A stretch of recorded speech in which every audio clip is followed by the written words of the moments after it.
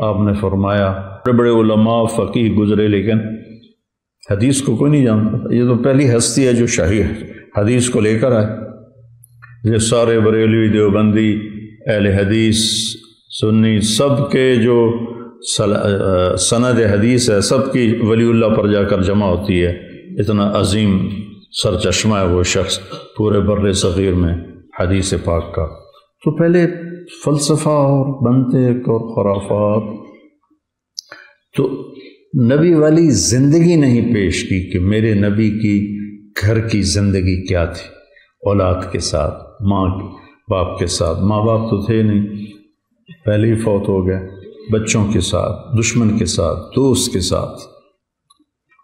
تو جہیز بھی اسی ہندوؤں کی ایک رسم ہے جو ہمارے گاٹے فٹ ہو گئی ہے. اور ہماری طرح اب تو خیر کوئی نہیں رہا. یہ پہلے جب ہم چھوٹے چھوٹے تھے تو ہمارے سارے اگلی جو تھے بزرگ وہ سارے زندہ تھے تو وہ پوری رسمیں نبھایا کرتے تھے جو بھی ہوتی تھی. تو اس میں ایک رسم تھی کہ لڑکی کا جہیز ساری بارات والوں کو دکھایا جاتا تھا.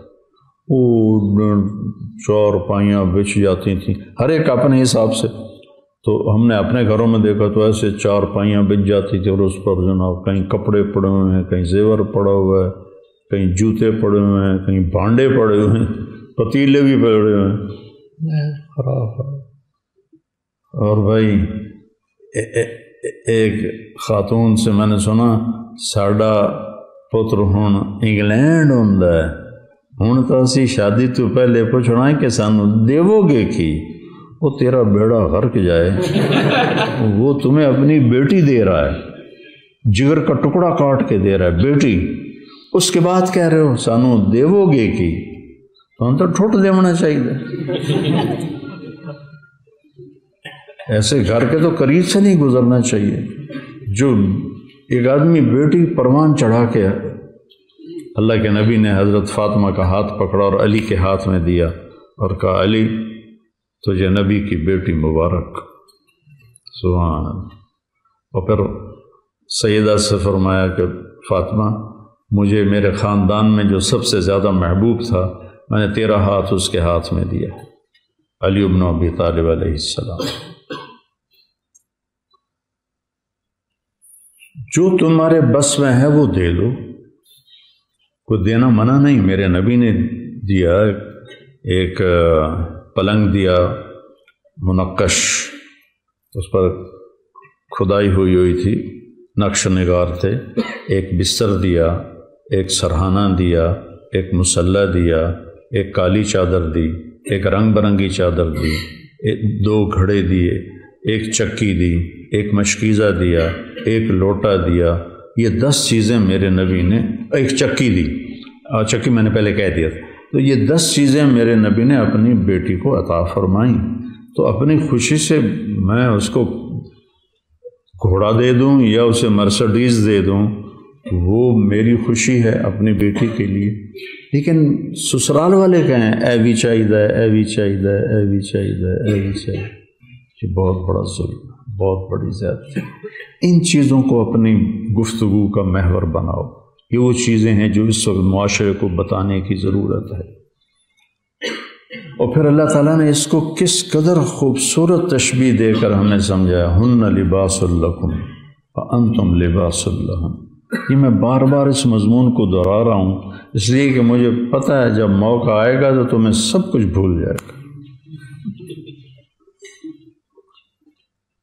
تو میں بار بار تمہارے دماغ کے دروازے پر دستک دینے کی کوشش کر رہا ہوں کہ تمہیں یہ جو غصے کے وقت آدمی بے وقوف ہو جاتا ہے، بے عقل ہو جاتا ہے، غصہ عقل کو کھا جاتا ہے.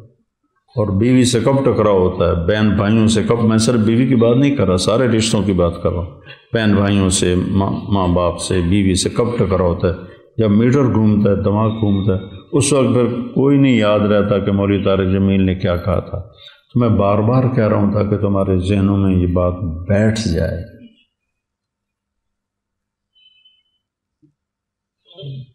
سب سے مشکل کام ہے اچھے اخلاق، کیونکہ ان کے سیکھنے کا وقت سب سے مشکل وقت.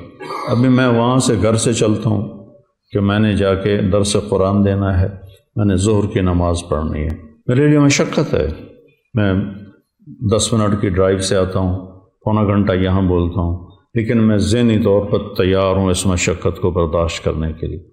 روزے سے حلق خشک ہو رہا ہوتا ہے اور بولا نہیں جاتا، پیاس لگ رہی ہوتی ہے، جسم میں تپش ہوتی ہے، میں تیار ہوں کہ مجھے یہ مشقت برداشت کرنی، لیکن اچھے اخلاق برتنے کا جو وقت آتا ہے وہ وقت وہ ہوتا ہے جب تمہیں غصہ چڑھا ہوتا ہے، اور غصے کے بعد تمہارے بریک فیل ہو چکے ہوتے ہیں، اور خاص طور پر جو سریع الغضب ہوں ان کو تو اگلی پچھلی ساری ان کو یہ بھی بھول جاتا ہے کہ میں کون،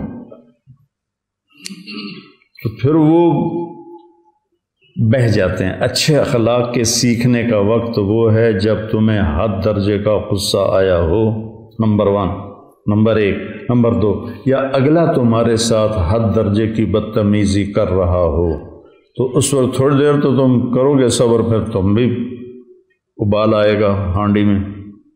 تو میرے عزیزو، یہ بڑے نازک رشتے ہیں، اور اس میں خامند اور بیوی کا رشتہ سب سے نازک اللہ کے نبی نے بتایا۔ آپ نے فرمایا ما تزوجت وما زوجت الا بوحی من السماء نزل به جبریل، میں نے جہاں شادی کی، میں نے جہاں بیٹی کی شادی کی، آسمان سے اللہ کا حکم آیا، پھر میں نے شادی کی۔ تو پھر اتنی شادیاں اللہ نے کیوں کروائیں؟ ہمیں زندگی سکھانے کے لیے کہ ہر قسم کی عورت خاندان سے ہے، عورت برادری سے ہے، عورت خاندان برادری سے باہر ہے، یہ 3 نسبتیں ہیں۔ آپ نے ان تینوں نسبتوں سے شادی کی۔ عائشہ، ام حبیبہ، حفصہ رضی اللہ عنہ یہ خاندان سے ہیں، اور میمونہ برادری عرب برادری سے ہیں، قریش نہیں ہیں، جویریہ قریشی نہیں ہیں، برادری ہیں، عرب ہیں، صفیہ برادری سے بھی باہر، خاندان سے بھی باہر، اپنے سے کم عمر عائشہ، ہم عمر سودا، عمر سے بڑی خدیجہ۔ تو عورت عمر میں بڑی ہو تو میرے نبی کی مثال موجود ہے، عمر میں برابر ہو تو میرے نبی کی مثال موجود ہے، عمر میں کم ہو تو میرے نبی کی مثال موجود ہے۔ عمر میں کم ہے حضرت عائشہ رضی اللہ تعالیٰ عنہ۔ پھر وہ مال میں برابر ہو، مالدار ہو یا فقیر ہو، مال میں کم ہو، یہ 3 نسبتیں ہیں۔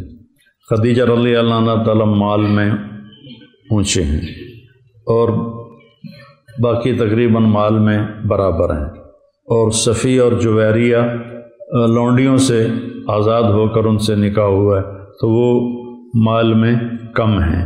یہ 9 نسبتیں ہیں عورتوں کی جن سے کوئی عورت باہر نہیں نکلتی۔ میرے نبی نے ہر نسبت کی عورت سے شادی کر کے دیکھا۔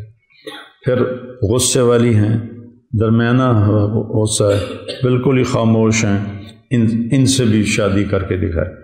حفصہ رضی اللہ عنہ اپنے باپ کی طرح غصے والی تھی، ایک دفعہ آپ نے ان کو طلاق بھی دے دی، تو جبریل آئے کہ اللہ تعالیٰ کہہ رہے ہیں رجوع کرو کہ عمر کو تکلیف ہوگی، اور دوسرا حفصہ کے لیے ہم نے لکھ دیا ہے یہ آپ کی جنت میں بیوی ہے، تو آپ نے رجوع فرمایا۔ حضرت سودا